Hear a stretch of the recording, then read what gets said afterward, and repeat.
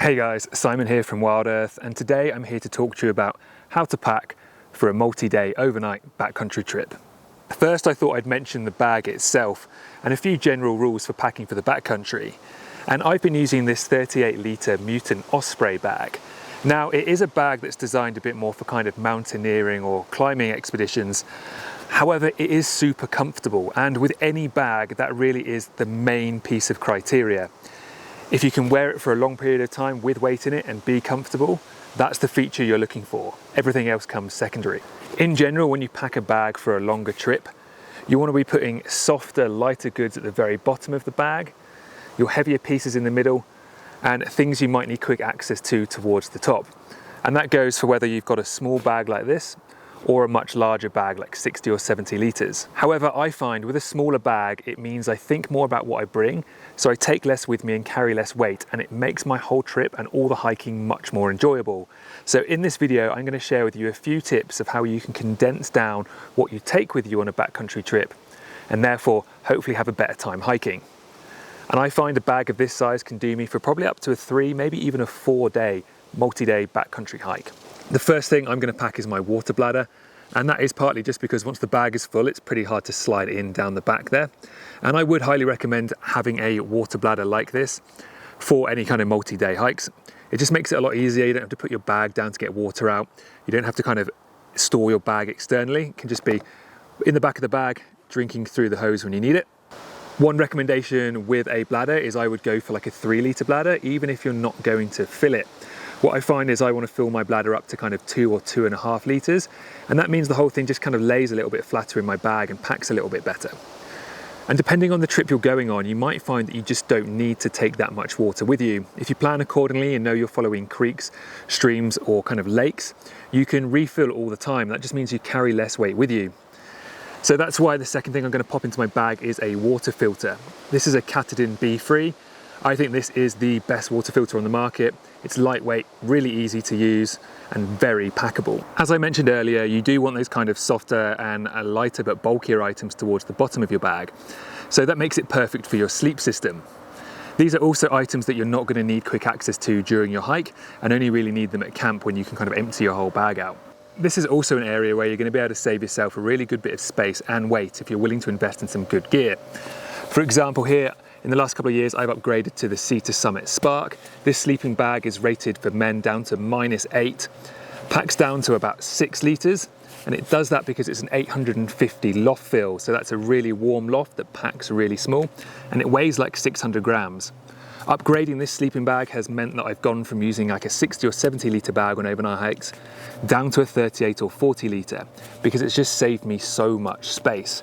So if you're going to upgrade anything in your backcountry kit, I highly recommend it being a really good packable sleeping bag.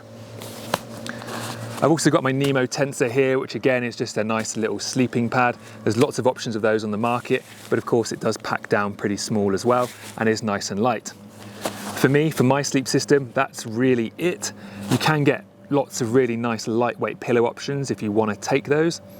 However, what I do just to save a bit of weight and space is I'll take the stuff sack from my sleeping bag and put my down jacket in there or any other clothes I'm not sleeping in, and use that as a pillow instead. Now, the next bulkiest thing you're probably going to be taking with you on an overnight trip is going to be your tent. And there are a few different ways you can pack this to make it more manageable in a smaller bag. Of course, if you're camping with more than one of you, you can split the load, give somebody the pole, somebody the fly, somebody the main body of the tent, and split that weight and bulk between different bags. However, if you are carrying the whole tent, I would recommend still splitting it up to make it fit into your bag more easily. So take your tent out of the bag, and the main thing you want to be doing is actually taking those poles out from between. It's quite common to roll a tent up like this, but when you're carrying it on your own, it's easier not to have it rolled up. I'd be taking the poles and the pegs and sliding these down the side of my bag, because my bag is almost that tall. And obviously if you want to, these could even go on the outside of your bag, which I'm not a huge fan of, but if they get wet, it doesn't really matter. And then what I do with the remaining parts of my tent is actually stuff it back into the tent bag that it came in. I'm going to stuff my fly in first and then the main body of my tent, because when I come to put the tent up tonight, I'm going to be taking the main body part out first, putting the poles on, and then taking the fly out afterwards. So I'm just thinking ahead and packing it in that way.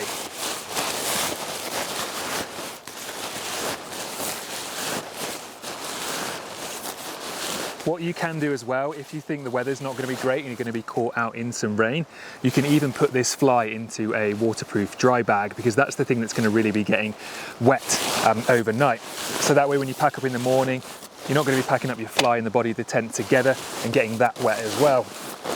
Now, when it's like this, it doesn't look a whole lot smaller, but obviously without the poles in there, this whole thing's much more malleable and it can really fit into the shape of your bag, and you can squish it and squeeze it into those corners that you might not be able to use if you packed it all in one go.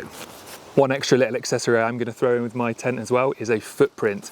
Again, takes up a little bit of room, a little bit of weight. However, this does protect the bottom of your tent really well. And also what you'll find is in the morning, this will be a bit wet and dewy and the body of the tent won't be so wet. So again, you can keep that separate from the other parts if it does rain or is wet and you need to pack up and leave. And that way you're not getting parts of your tent unnecessarily wet if you don't need to. Next up is clothing and layers, and this is another area where you really can save yourself quite a lot of weight and space depending on how much you bring with you. And I'm a bit of a minimalist when it comes to clothing, and there's a couple of ways you can do this yourself as well. Firstly, I would highly recommend using merino whenever you can. I'd be hiking in a merino t-shirt like this one here, and this t-shirt will do me for multiple days in a row. Merino wool dries really quickly, it's warm when it's wet, and it doesn't really smell. So if you air it out every night, you're going to be able to recycle that t-shirt for multiple days in a row. So as well as that, I'll normally be setting off in some kind of mid-layer. Again, this is a merino mid-layer.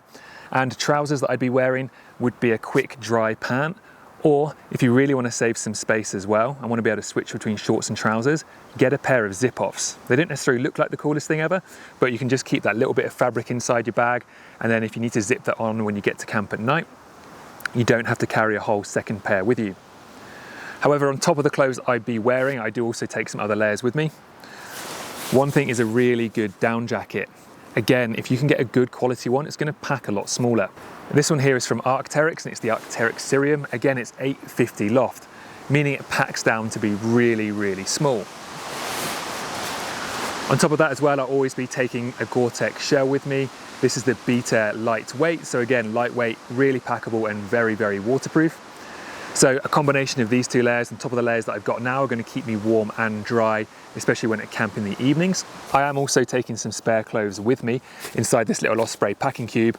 One reason why it's packed up in that little cube is it makes it easier to access, and I know I'm not going to need this stuff until later on at camp anyway. So if I do need to get it in and out of my bag to get other things, it's not all loose and hanging around. So really useful to pack a couple of those cubes, really lightweight as well, so not adding much weight to your pack.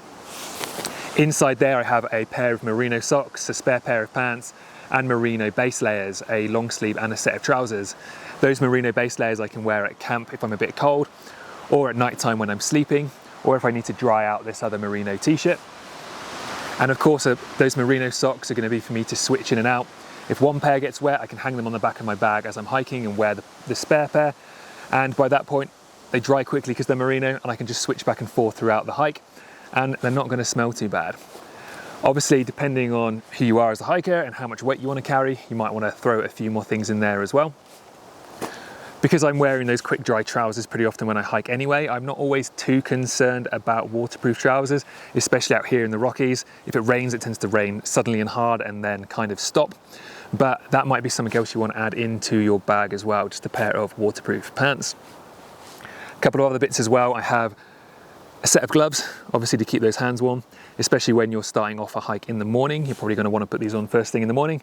And what we here in Canada would call a toque, or a woolen hat, just to keep your ears warm as well. Doesn't take up much room and pretty invaluable. Normally when I set out on a hike, I'll be wearing a cap and a pair of sunglasses, so those don't need to go in the bag, but will kind of stay on me for most of the day.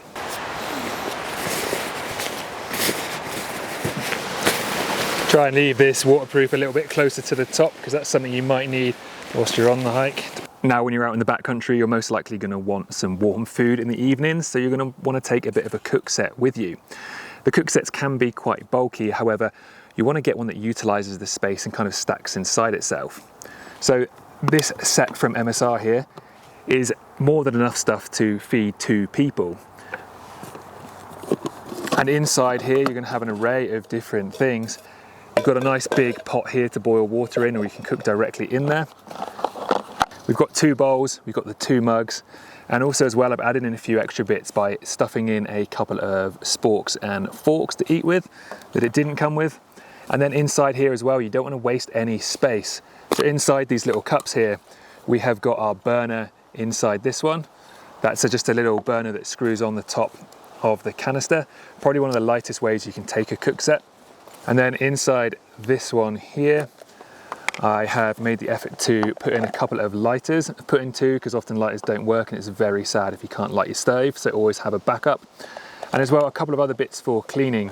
So we've got this little MSR scraper and brush, really lightweight, but really good for cleaning stuff up in the backcountry. And then as well, these are a bit of a godsend, these Sea to Summit pocket wash. So this soap can be used to wash pots and pans as well as yourself. And you open it up and it just comes out in these tiny little slithers that just dissolve in water, and they're safe to use in the wild. So not very heavy, but can go a long way in keeping yourself and your gear nice and clean. Maybe the less fun things to pack, but certainly necessary, are your toiletries. Now you're going to need these if you want to brush your teeth or obviously try and smell a bit better when you're out in the backcountry. But with any of this, I would break it down into smaller sections to make it more packable. And you can do so just by popping things into Ziploc bags. And then these have two uses as well. They obviously store the things you need when you're packing them, but once you've, say, used your wet wipes and you've still got the bag, this bag can then double up as a garbage bag, so you can hike out your trash that you've taken in with you. But what we've got here is, I've got a small bit of toothpaste, a small packable toothbrush, and as well we've got a little pack of wet wipes. So again, break the stuff down that you have. Don't take a whole pack of wet wipes when you're probably only going to need 4 or 5. Take as many as you think and separate them out. And then toilet paper as well is also a bit of a must. We're quite lucky here in Canada that most backcountry campsites come with drop toilets, but they don't come with toilet paper. So again, don't take a full roll because it's pretty big. Take a half roll or take some off the roll, pop it into a Ziploc bag so it doesn't get wet in your bag either. And then that way you have it when you need it.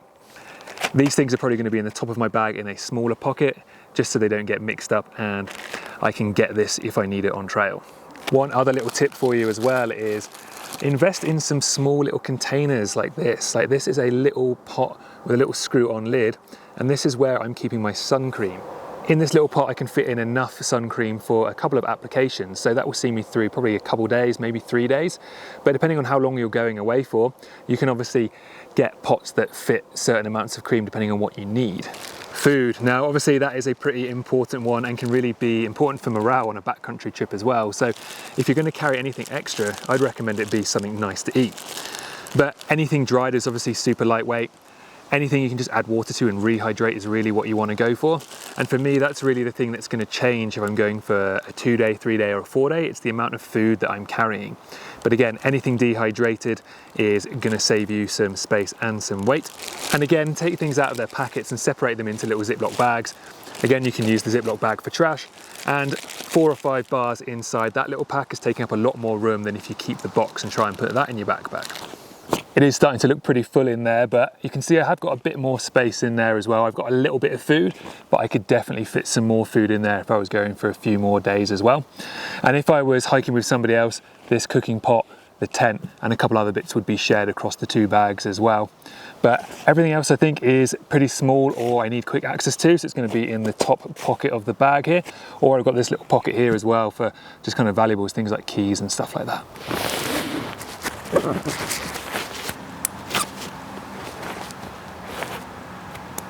Now, a few extra bits that you may not have thought of.